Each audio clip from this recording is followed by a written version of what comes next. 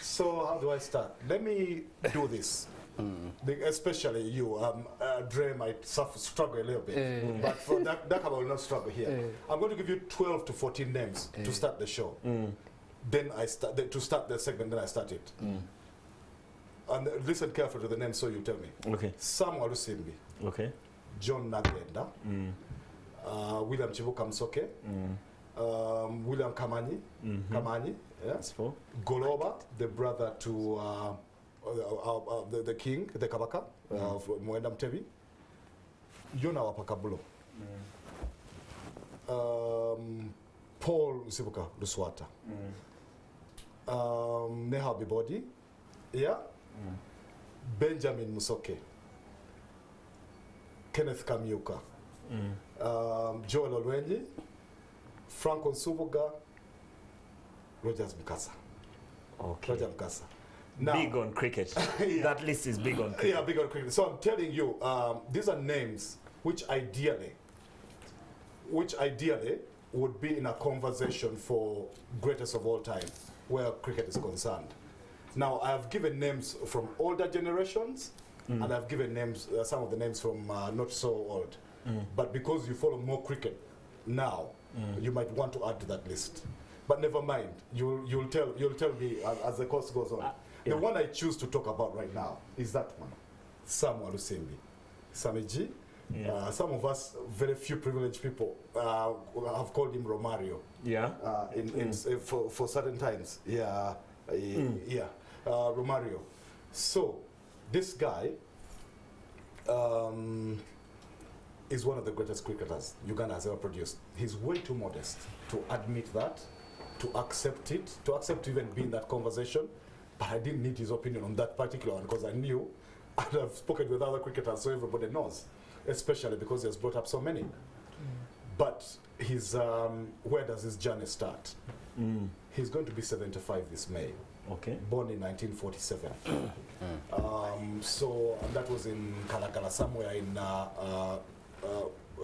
in Mitiana. Yeah.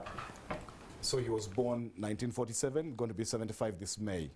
And he was born there, but only because his father was an inspector of schools who kept moving around the country and also throughout East Africa. This is back in the day, in 47 and all.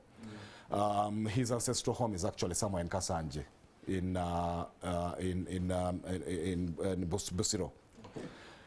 But he grew up in Najana Nkumbi. There is a connection between him and me, although he's from much later. Grew up in Najana Nkumbi. His father, Asanasi Oluwama, I told you, an inspector of schools, from secondary schools back in the day and all. They grew up in Najana Nkumbi. His father, Asanasi Oluwama, and his brother, the brother to the father, that was Serwano Chigozi. They brought up their families so close together that the kids could not tell apart who was brother to who. They're all brothers and sisters of the two brothers, yeah? One, Najana Nkumbi Stella, the other family down in Sanyalaze, but they were just living in each other's home throughout. So they were kids, and this is where I grew up also, but much later. So I know these places. But anyway, that's somewhat to me at the start, yeah. But where does the cricket come from? Exactly, because that's when you call him Uganda's greatest cricketer, if I'm watching the show right now, I want to hear Mark tell us where does Sam Walusimbi start playing cricket and what makes him the greatest cricketer? Allow me. One of them. Allow me. Sam Walusimbi went to Budo from P1 to S6. From primary 1 to S6. Budo Junior? Budo Junior through then King's College, yeah.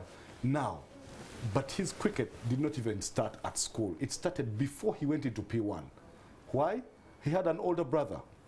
His older brother, Daniel Chigozi. Now, Daniel Chigozi, former Minister of Works and all, is so famously husband to Maggie Chigozi and father to Navio. Okay. That is Sam Walusimbi's older brother. Now, Navio is a superstar musician. In case somebody doesn't know, I don't think it is introductions, but he does. So his older brother would come home before Walusimbi even started school. They'd make cricket bats out of firewood. In Uganda, what we call okuwaula enku. Then they make a bat. Then they would be hitting that with tennis balls and all. Or if they didn't have those balls and everything, hit it with fruits and all. Matugunda. Do you know what matugunda is? Yes, I do. I do. We all do, Mark. And things like that. So when he went into Budo, Budo traditionally had a game, a derby game between P1 and P2 in cricket back then. Yeah. You know, I'm talking 50s, 60s. Yeah. Yeah. So, and that the traditional game introduced guys into cricket. Now, so, Walusimbi walked onto the crease and surprised people. 60 runs. On his debut in the school, because he had already been coached by somebody, so he wasn't a starter really. Like the rest of the kids. Yeah, seriously. And so the cricket story started. But I want to divert from the cricket story very quickly to tell you that Walusimbi, while he was developing in cricket in primary school in Budo, was also a superstar athlete and a footballer. Yeah. His athletics came from, inklings came from another brother. He had a brother called Benjamin Nduga. I've talked about his other brother, Daniel Chigos, who introduced him to cricket. There was a brother who introduced him to athletics. So Samuel Simbi actually used to run. His brother, Nduga, if you allow me very quickly, was one of those 3 guys who first represented us at the Commonwealth Games, 54, 58. One of 3 guys who were managed by Polycarp Kakoza back then. The other 2, Lawrence Ogwang was actually a brother to John Akibwa. He used to do the long jump and the triple jump. They used to call it hop, hop, step, jump, then triple jump, yeah. And the other one was Patrick Etolu. I'm sure you know that name. Yeah. He was also a high jumper. So this is the Benjamin Duga who took his little brother into athletics. So Samuel Simbi was actually a sprinter who actually even, his 110 meters record at Makerere still exists. Not because it was a very good time, but it's because they didn't run hurdles after that. Guys were not running hurdles up to now. But this is a guy who was so good at athletics when he was still in school. He actually competed with Akibwa at Wankulukuku, Akibwa and Erone in those hurdles, and he ran the guy close. This is in the 60s, before Akibwa went to become Olympic gold medalist in 72. Yeah. So because Walusimbi, as I told you, the secondary school finished 67, 68. Did Makerere University 68 and 69, a Bachelor of Statistics and Applied Economics. That was the degree he did. That is 68, 69. So that's the story I'm telling is that much earlier. So anyway, that's the athletic story. I just got it out of the way to go back to the cricket. Primary school and secondary school, they used to play against mostly Indian schools. There were so many Indian schools back then, as you see. And yeah, so he remembers playing against Shimoni, for example, up there and all. And Mwiri, of course. Mwiri was not an Indian school, but it's one of those traditional cricket schools they used to play against. Secondary school, same thing, they go into that. And he continues with cricket. He's playing cricket, he's doing athletics, he's playing football. Actually, one of the pictures I have, I think, was him doing a long jump, if you see it. Yeah. But anyway, never mind. Secondary school is then the bigger cricket story starts to break out, because he was a star in school, and so were some of his schoolmates. The same paper was Agnes and the Chibukas that I just talked about. But anyway,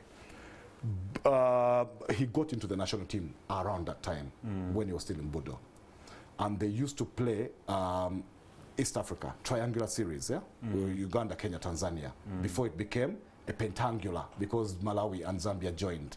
So they used to do those tours here, and then the foreign opposition they'd have outside of that would be Indian teams touring here, because of the Indian influence we had here. He remembers playing against Hyderabad, a cricket club from India, and also Cricket Club of India, that is CCI, were quite famous back then, that he used to play. He remembers playing against. Then some of the breakthroughs come. So I'll mention some milestone years. 1972. Samuel Lusimbi picked. It was an Eastern Central African team, remember, that used to represent this region in these things. So they toured England, 1972. So I got pictures there where he's the only black man in there. Yeah, but he actually, but he actually was there was a second one, Duncan Kibaya, with whom he went, and then the rest were Indians from Uganda, Tanzania, Malawi, Zambia. If you look at the pictures there, just Indians. So they go to England, they toured and they played. Duncan Kibaya stayed over in England. These guys come back with a team. When they came back, that's when Idi Amin was expelling Asians. 1972, he gave them 3 months to depart. So cricket basically was one of the things that were going to fall apart under those circumstances. So they were fighting to keep it afloat. So their black team, they were playing for Africa Cricket Club, ACC. So then transformed into the national team. The guy who was leading it, Fred Swata, then also becomes like the chairman of UCA. So the UCA is formed there. ACC becomes the national team. Samuel Lusimbi takes over from Sewa Good as captain of the national team and all. And then they try to keep the game afloat. The Asians have left. So Walusimbi, on his own initiative, not even that of UCA, used to go to cricket schools, coaching kids. Mwiri, Nyakasura, Ntale, Nabumali, you know those cricket schools, traditional cricket. He used to go there on his own initiative, keep training kids, keeping them afloat and everything, keeping the game afloat. So he and the Swatters and the guys were fighting to keep the game afloat. So anyway, then comes the big one. 3 years later, 1975, this Eastern Central African team I'm talking about goes to the World Cup. Samuel Lusimbi is the first Ugandan to ever be at a World Cup in any sport, if you understand, yeah? 75, they go to the World Cup. He goes with John Nagenda, the famous John Nagenda. Senior presidential media advisor on the media. Mark, you have 2 minutes. No, it can't be. Then, so there are 2 black men. The rest, as you see, Indians from all over the other countries and all, they go to England to play in the World Cup. And there, they faced test cricket playing nations. New Zealand, India, and England were the opposition.